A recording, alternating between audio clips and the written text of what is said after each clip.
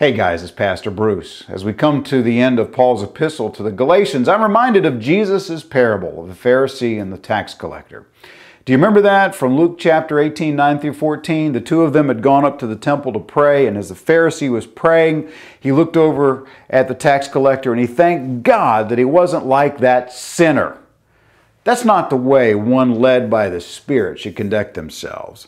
As we begin Galatians 6, Paul says that those who are spiritual are to restore a brother or a sister who's been caught up in sin. Any of us can stumble and fall. Yeah, we all have a load to carry in this life. We have a mission for the Lord. But when a brother or sister has been burdened down with sin, we've got to come alongside them, help them through that, encourage them so that they can get back on their feet to serve the Lord. In verses 6 through 10, we see the universal truth of sowing and reaping.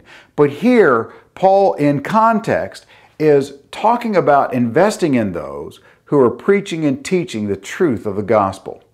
I think most churches these days do pretty well in caring for their pastors. There's a few that are still making them live on slave wages, but I think it's much better than it's been in years past. Where the church falls short today, I believe, is when it comes to teachers, specifically Sunday school teachers. I've seen and I've heard of many instances where these faithful people are having to use their own money to buy supplies for their classes. Churches, we've got to do better at that.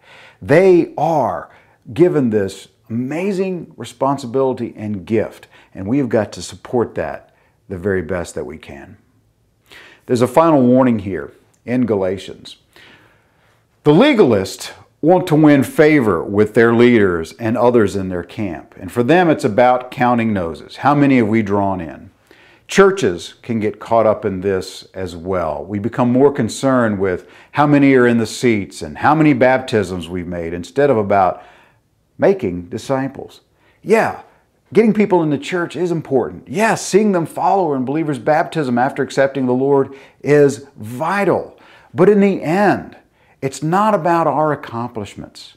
It's about what Jesus did on the cross and what He is doing through His church.